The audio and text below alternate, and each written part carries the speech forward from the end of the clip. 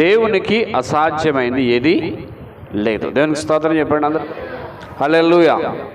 So 8:20 time. వాక్యం ఒక అరగంట వాక్యం నేర్చుకుందాం. మరలా ఉదయం మరి మేము 4 గంటలకు 4:30 కల్లా రైల్వే స్టేషన్లో ఉండాలి కాబట్టి త్వరగానే ముగిస్తాను. ఒకసారి బైబిల్స్ తెలిసి లూకాసు వార్త 19వ అధ్యాయం.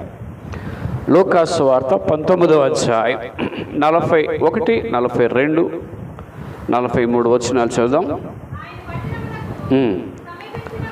సమీపించినప్పుడు దానిని చూచి దాని విషయమై ఏడ్చి నీవును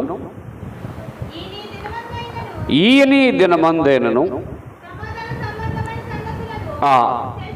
తెలుసుకునేలా కానీ ఇప్పుడు నీ కన్నులకు మరుగు చేయబడి ఉన్నది. చాలండి, మిగతా విషయాలు మనం నేర్చుకుంటూ వెళ్దాం. ఈ రాత్రి నా సందేశం ఏంటి అని అంటే, వాక్యానికి నేను ఇచ్చేటువంటి ఒక ప్రసంగ టైటిల్ ఏంటంటే దేవుని సంతాపం లేక దేవుని కన్నీరు. ఏంటి చెప్పండి? దేవుని కన్నీరు లేక దేవుని సంతాపం. మనకి చరిత్రలో చాలామంది దేవుళ్ళు అనబడే భూమి మీద ఉండొచ్చు, కానీ ఒక పట్టణం గురించి కానీ ఒక వ్యక్తి గురించి కానీ ప్రత్యేకమైన శ్రద్ధ కలిగి వారి గురించి ఆలోచించేవారు ఎవరైనా ఉన్నారు అని అంటే మనము పూజించేటువంటి మన దేవుడు యేసు ప్రభువారు. దేవునికి స్తోత్రం. హల్లెలూయా. ఆయన యొక్క స్థితి ఏంటంటే నిన్ను గూర్చి విలపిస్తాడు. ఆయన నిన్ను గూర్చి సంతాపపడతాడు. ఇప్పుడు మీరు చదివిన వాక్యములో ఆ పట్టణమును చూసి దాని విషయమై ఏడ్చి అన్నాడు. రాత్రి మన ఉద్దేశం ఏంటి? ఈ వాక్యం ద్వారా ఏం మనకు దేవుడు నేర్పించాలనుకుంటున్నాడంటే, మీరు ఈ అధ్యాయం అంతా మీరు చదివితే 19వ అధ్యాయంలో 38వ వచనం చదవండి. స్తుతింపబడును గాక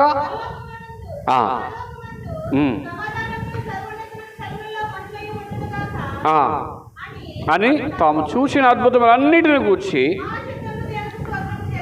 అందరూ ఏం చేస్తున్నారండి చెప్పండి? అందరూ దేవునికి స్తోత్రం చేస్తున్నారు. ఏ శబ్దం చెప్పండి? మీరు ఆరాధించినప్పుడు మా శబ్దంతో ఆరాధించగలరా గట్టిగా? ఏమ్మా, ఆరాధించేటప్పుడు గళమెత్తి పాడి, నేను రాసిన పాటలు ఉండదు, స్వరమెత్తి. గళమెత్తి అంటే అర్థం ఏంటి? దేవుని స్తుతించుడి అంటే గళం తగ్గించింది, స్వరం తగ్గింది. దానికి ఒక టెంపో ఉంటుంది, ఆ టెంపో ప్రకారం పాడాలి. ఆరాధించేటప్పుడు కూడా దేవుని మహాశబ్దముతో. ఏ శబ్దం అండి? అక్కడ అలాగే రాయబడి ఉందా?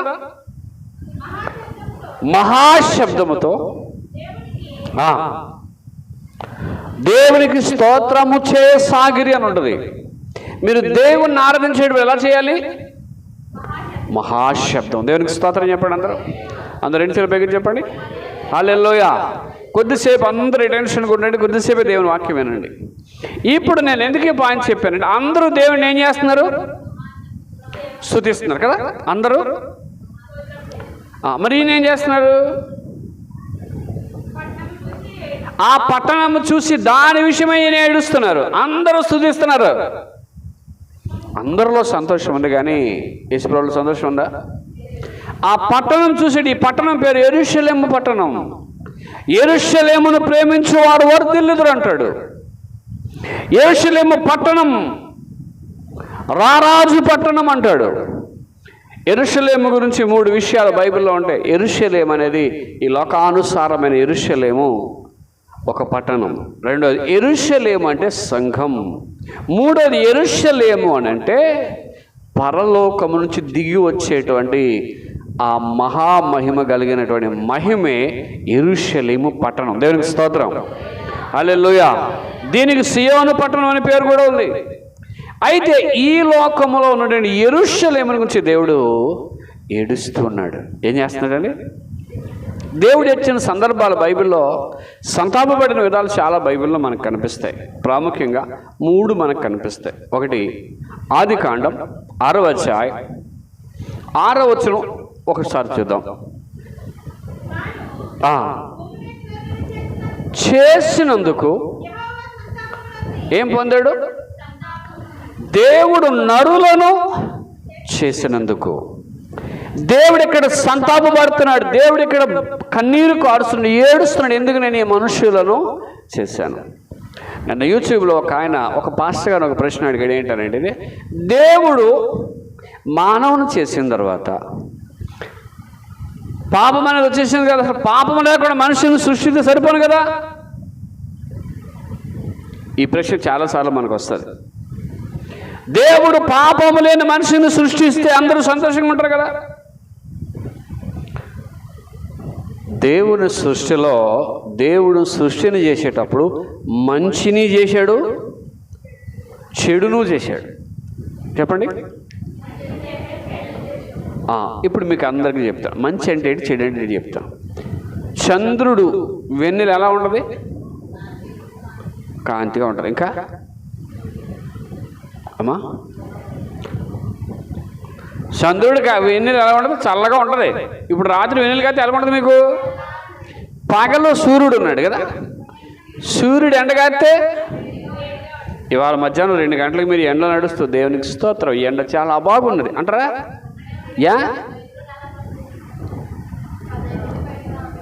మరి ఈ ఎండ మంచిది కాదంటారా? ఎండ మంచిదా కాదా? చెప్పండి. 2 ఉన్నాయి.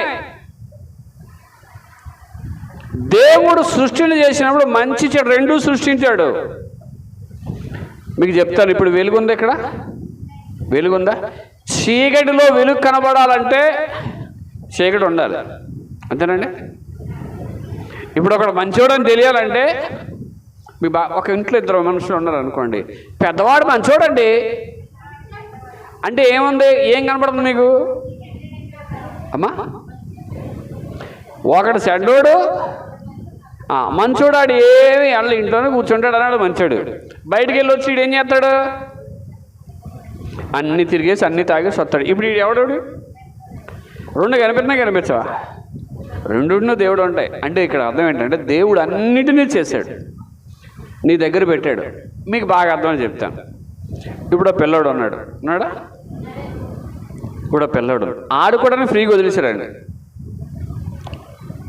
ఎందుకు వదిలేశారు? మా వాక్యం వినాలి. వాక్యం విన. ఆ పిల్లని వదిలేశారు కదా, ఎందుకు వదిలేశారు? ఏం తెలియదు కాబట్టి ఆడుకుంటారని వదిలేశారు, అంతేనా? ఇప్పుడు ఆ పిల్లడు ఆడుకోవాలి. ఇక్కడ ఏం చేయాలి?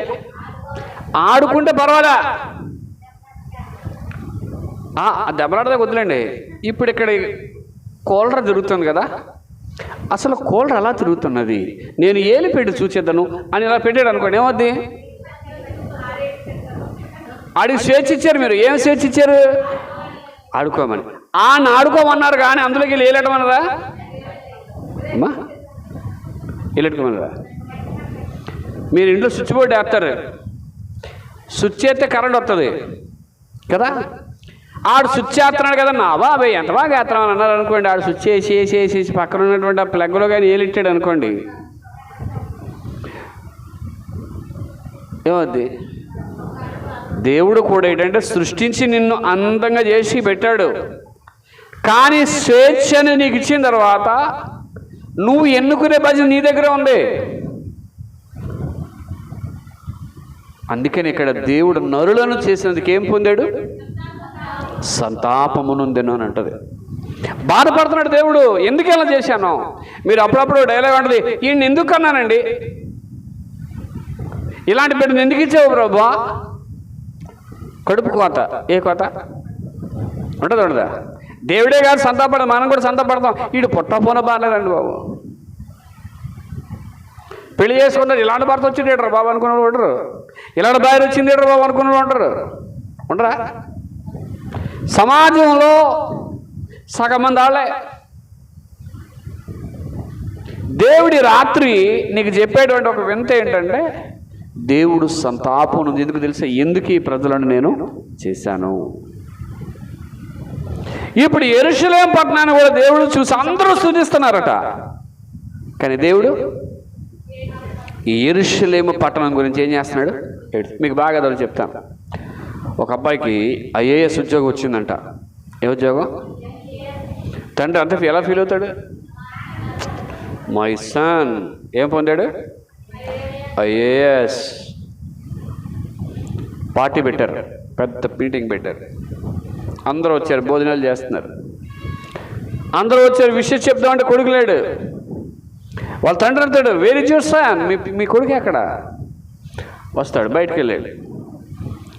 అందరూ వెయిటింగ్. గిఫ్ట్లు పట్టుకున్నారు. కంగ్రాట్స్ చెప్దాం రెడీగా ఉన్నారు. కారు వచ్చింది, ఆగింది. కారులోంచి దిగాడు. ఎవరో ఐపీఎస్ చదివిన కొడుకు. ఎలా తెలుసా? ఫుల్గా తాగి. ఎలాగా? ఏమొచ్చిందని తాగాడు?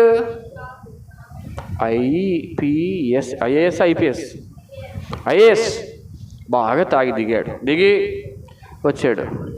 ఆ తండ్రికి అందరూ వెళ్ళి బ్రదర్ కంగ్రాట్స్ బ్రదర్ అన్నాడు. ఎందుకు? కానీ తండ్రికి సంతోషం లేదు. ఎవరికి లేదు? అందరూ వెళ్తున్నారు, congrats brother, you achieved good job. కానీ సంతోషం ఎవరికి లేదు? తండ్రి దగ్గరికి వచ్చారు. ఒక ఆయన ఏమండి మీరు ఇలా ఉన్నారు అడిగితే, ఆడ ఐఏఎస్ వచ్చినా ఆడ తాగిపోతాడు కదా, నాకు సంతోషం లేదయ్యా. యేసుప్రభు వారు కూడా అందరూ స్తుతిస్తున్న ఎందుకని ఏడ్చుతున్నాడంటే, ఆ పట్టణం, ఏ పట్టణం? ఆ పట్టణం మీకు అక్కడ చదివిన యూలోకా సువార్తలో 19వ అధ్యాయం 47 వచ్చిన చదవండి ఒకసారి. ఏడ్చి నీవును, అందరూ చెప్పండి, నీవును నీ దినమందైనను, నీవును నీ దినమందైనను. ఒకసారి ఒక చిన్న ప్రయత్నం చేద్దామండి. పక్కలు చెప్పండి, నీవును నీ దినమందైనను. చెప్పండి, గట్టిగా చెప్పండి అమ్మా. నీవును నీ దినమందైనను. ఏమర్థమైంది మీకు? నీవు నీ దినమందైనను అన్నాడు. యోబు ఒక మాట అన్నాడు. ఏమన్నాడు తెలుసా? యోబు 2వ గ్రంథం 2వ అధ్యాయం 3వ వచనం చదవండి. 8 యోబు గ్రంథం 8వ అధ్యాయం 8వ వచనం. ఏమండి? మరొకరు చదవండి. 8 చాలు. మనం ఎవరు వారం? పక్క వాళ్ళు చెప్పండి. ఇప్పుడు వారం అండి. అందరూ నవ్వు చూడండి ఒకసారి. ఇప్పుడు ఎంత టైం ఎంత అయింది? 8:30. రేపు అవడానికి ఇంకా ఎంత టైం ఉంది?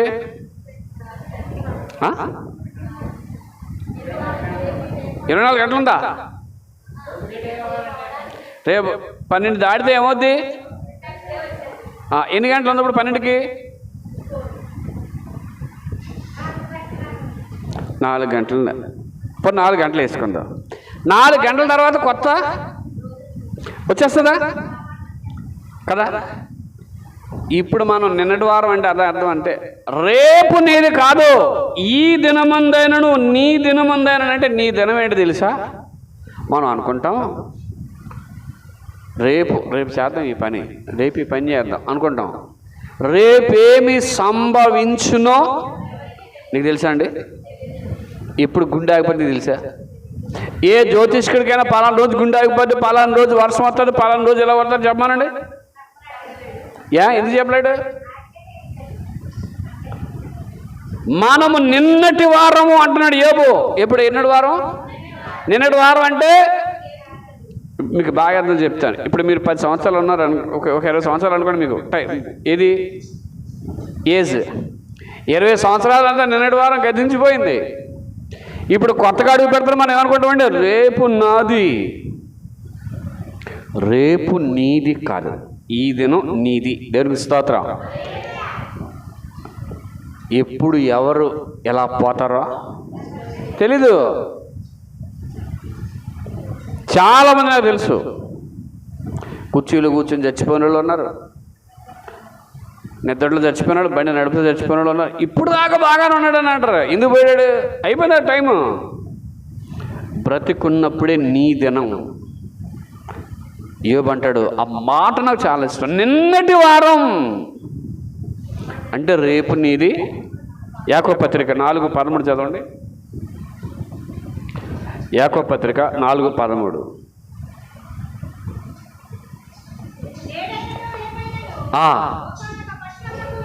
ఏమనుకుంటా, నేడైనను ఈరోజు కానీ రేపు కానీ ఇంకో పట్టణానికి వెళ్ళి 1 సంవత్సరం ఉండి వ్యాపారం చేసి ఏం సంపాదించుకుంటాడండి అన్నారు చూడండి. నేను ఈరోజు ఇక్కడ ఉండి రేపు ఇంకొక చోటకి వెళ్ళి వ్యాపారము చేసి లాభము సంపాదించి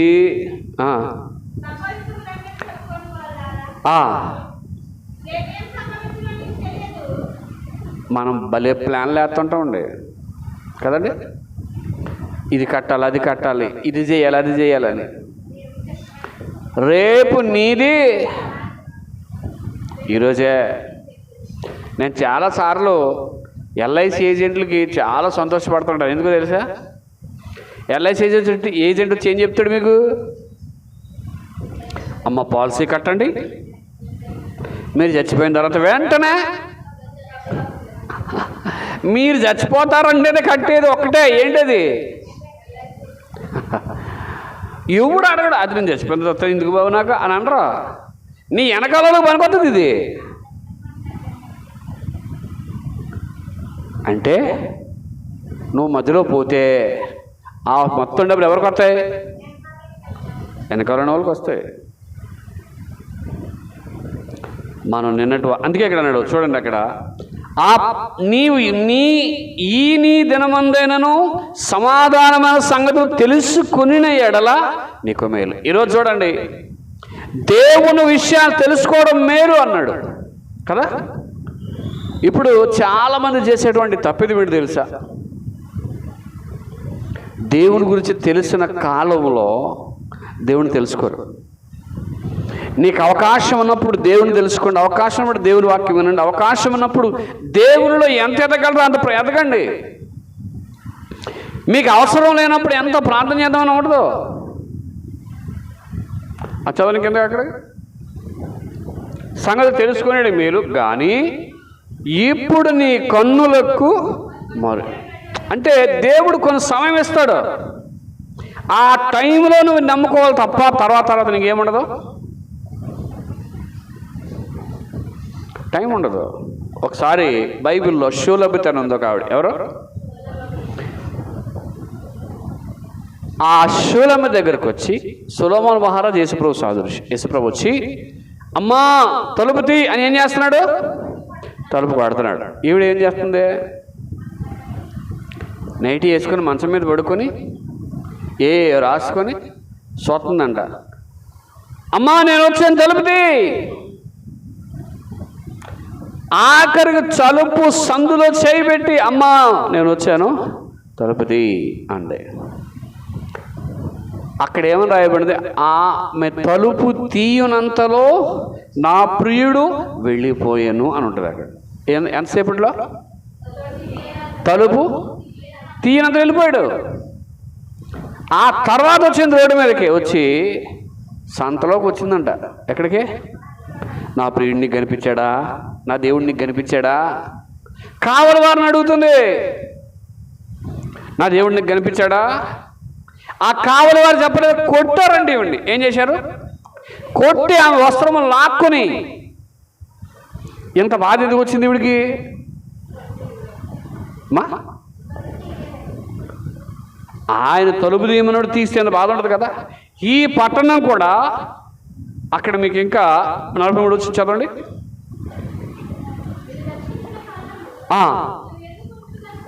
దేవుడు దర్శించాడంట. దేన్ని? ఆ పట్టణాన్ని దేవుడు దర్శించాడు, అద్భుతాలు చేశాడు, ఆశ్చర్యకార్యాలు చేశాడు. కానీ ఈరోజు చాలా అద్భుతాలు మీరు చూస్తున్నారు కదండి, చాలా ఆశ్చర్యకార్యాలు మీరు చూస్తున్నారు. కానీ దేవుడు నమ్ముకుంటున్నారా?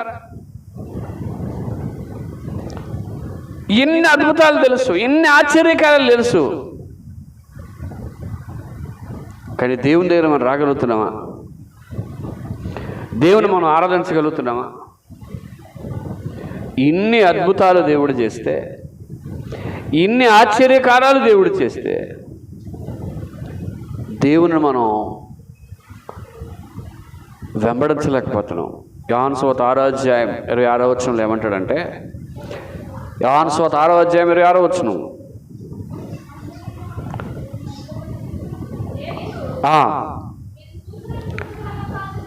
మీరు సూచనలు చూచిన వల్ల, అద్భుతాలు చూసిన వల్ల కాదు, కానీ రొట్టెలు భుజించి ఏం వెతుకుతున్నారటండి ఇలా అమ్మా? రొట్టె. యేసుప్రభువారికి వెళ్తే రొట్టెలు దొరుకుతాయి. ఏం దొరుకుతాయి? చిన్నప్పుడు చాలామంది ప్రార్థనకు వచ్చేవారు. ఎందుకు తెలుసా? బెల్లం, శనగపప్పు. నేను కూడా ప్రార్థనకి వెళ్ళేవాడిని. నాన్నగారు అనగారు డ్రమ్ము కొట్టుకోండి, పెద్ద చప్పట్లు కొట్టుకోండి. అప్పుడు దాకా వాకింగ్ చెప్పి నిద్రపోయేవాడిని. మళ్ళీ మా నాన్నగారు లేపారు, నా శనగపప్పు ఏదే దేనికి? మళ్ళీ ఇంటికి ఏం పెట్టుకెళ్ళి ఉండదు, అక్కడే తినేసేవాడిని. మా నాన్నగారిది నాదిని కూడా తినేసేవాడిని. వీళ్ళు దేనికోసం వెళ్తున్నారు యేసుప్రభు దగ్గరికి? రొట్టెలు భుజించడానికి వస్తున్నారు తప్ప సూచక్రియలు, అద్భుత క్రియలు, పరలోకం రాట్లా. ఈరోజు చాలామంది దేవుని దగ్గరికి వచ్చేది ఎందుకే? ఈరోజు దేవుడి దగ్గరికి వెళ్తే ఏం ఆశీర్వాదం, ఈరోజు దేవుడి దగ్గరికి వెళ్తే ఏమి ఇస్తాడు? మనం చెప్పారు కదా, దేవుని కంటే అని అంటూ దాని ముందు మూడు బిరుదులు ఇచ్చాడు. ఏం బిరుదులు ఇచ్చాడు? ద్రోహులు అన్నాడు. ఎవరో మూర్ఖులు అన్నాడు. నేను అనలేదంటే బైబిల్ అన్నాడు. దేవుని కంటే వీళ్ళందరూ సుఖపడతారని ఇప్పుడు రమ్మన్నాను నేను. లేకపోతే ఆ ఎండలో మాడిసేది నాకేం పోయింది? జనాలకి ఆదివారం గుడికి వెళ్ళాలి, గుడిగా పాటగారు అలా చెప్తాడు, పాటగారికి ఏం పని ఉంది అనుకునే భక్తులు కూడా ఉంటారు. ఈ రాత్రి దేవుడు మీ విషయమై ఏడ్చి, ఈ దినమందైనను మీరేం పొందాలి? రై ఏంటిది? అక్కడ ఉన్నాయి కదా అతీకు. కాబట్టి దేవుడు ఏం చెప్తున్నాడండి ఈరోజు? దేవుడిచ్చిన గొప్పతనం ఏంటంటే, ఆయన దర్శించిన కాలం నువ్వు గుర్తించట్లేదు. ఏం గుర్తించట్లేదు? ఆయన దర్శించిన కాలం గుర్తించట్లేదు. ఈ దినమందైనను, నిన్నటి వారం మనం, ఈరోజు మంది కాదు. ఈరోజు ఇంతసేపు కనబడి ఆవిరి అంటూ. అందుకే దేవుడు యేసుప్రభువు వారు హెబ్రీయులకు రాసిన 2వ అధ్యాయం 3వ వచనంలో పౌలు గారు రాస్తూ ఏమంటాడంటే, హెబ్రీ 2:3 ఏమంటాడంటే, హెబ్రీయులకు రాసిన 2వ అధ్యాయం 3వ వచనం, ఇంత గొప్ప రక్షణను మీరు నిర్లక్ష్యం చేసినట్లా. అంటే రక్షణ ఎప్పుడు? నేడే, ఈరోజే. రేపు అనే వాయిదా వేయకండి. ఈరోజే రక్షణ దినం, ఈరోజే. మొన్నటిదాకా రష్యా ఉక్రెయిన్ యుద్ధం, తర్వాత హమాస్ ఇజ్రాయెల్ యుద్ధం, ఈ మధ్య ఇరాన్ ఇస్రాయేల్ యుద్ధం. ఎంతోమంది, ఎవడు పోతాడో ఎవడు చస్తాడో కూడా తెలియదు. కాలం మారిపోతుంది. రాబోయే దినాల్లో ఇప్పుడు ఎలక్షన్ మూమెంట్ ఏ గవర్నమెంట్తో తెలియదు, ఎలా ఉండదో తెలియదు, పరిపాలన ఎలా ఉండదో తెలియదు, రేట్లు పెరిగాయి. ఏ దినం ఎలా ఉండదు ఎవరికి. కానీ మనకు ఒక ఆశ ఉంది, రేపు ఎలా బతుకుతాను అని అనుకుంటాం. రేపు నీది కాదు. ఈ దినమందైనను, ఏ దినం? ఈ దినమందైనను అంటే అర్థం ఏంటంటే నేడే రక్షణ దినం. ఈరోజు ఆ పట్టణం గురించి దేవుడు ఏం మాట్లాడుతున్నాడు అంటే, ఈ దినమందేనను 43 వచనం, ఎరుగుకుండు కనుక నీ శత్రువుని చుట్టూ ముట్టడి చేసి అరికట్టి నీలోనున్న నీ పిల్లలతో కూడా రాతి మీద ఆమె దేవునికి స్తోత్రం. ఇక్కడ ఆఖరికి ఏమన్నాడు తెలుసా? ఒక ఉగ్రత రాబోతుందంట. దేవుడు ఏడవడానికి ఏడ్చి వాళ్ళ గురించి విలపించడానికి కారణం ఏంటి తెలుసా? ప్రవక్తలు చంపేస్తున్నారు. దేవుడు దర్శించిన కాలాన్ని మర్చిపోయారు. ఇప్పుడు దేవుడు అంటున్నాడు, నీ పిల్లలను కూడా ఆఖరికి క్రీస్తకం 30లో దేవుడు చెప్పాడు. క్రీస్తకం 70లో టైటస్ అనేటువంటి ఒక రాజు చేంజ్ చేశాడు తెలుసా? ఆ పట్టణాలన్నీ కూల్చేసి చుట్టూ సైన్యాన్ని పెట్టి కూల్చేసి అందరిని చంపేస్తుంటే, అందరినీ ఇచ్చేస్తుంటే చాలామంది పారిపోతున్నారు. ఏం చేస్తున్నారు? గర్భిణీ స్త్రీలు కూడా పరిగెడుతున్నారండి. ఎవరండి గర్భిణీ స్త్రీలు? ఎవరు చెప్పండి? నాకు చూడండి, గర్భిణీ స్త్రీలు ఎంతసేపు పరిగెడతారండి? చెప్పండి. గర్భిణీ స్త్రీలు పరిగెట్టగలరా? కానీ రాజు ఏం చేశారు తెలుసా? ప్రవచన నెరవేర్పు ఎలా జరిగింది తెలుసా? వారు పరిగెడుతుంటే వారి కడుపులో కత్తిని దించి ఆ లోపలను శిశువును బయటకు తీసి ఎగరేసి 2 ముక్కలు నరికారంట. ఎంత భయంకరమైన ఉగ్రత చూడండి. ఒకరోజు ఏడ్చాడు యేసుప్రభు వారు, ఇదిగో ఈ పట్టణానికి ఏదో ఉగ్రత వస్తుంది. నీ దినమందైనా నువ్వు సమాధాన సంగతులు గుర్తించిన నీకు మేలు, ఆ మేలును పట్టించుకోలేదు. ఈరోజు చాలామందికి దేవుని సువార్త అందుతుంది, దేవుని మాటలు అందుతూ ఉంటే మనకి ఇంకా చేమ గుట్టినట్టు కూడా లేదు. మీరు నిజంగా బైబిల్ కానీ చదివితే, దేవుని ఉగ్రత గురించి తెలిస్తే భయం వేస్తుంది మనకి. మనం పాట పాడదాం, తల్లి జాడ పిల్ల జాడ ఆ రోజు రాకముందే. ఎందుకే పాట రాశాను?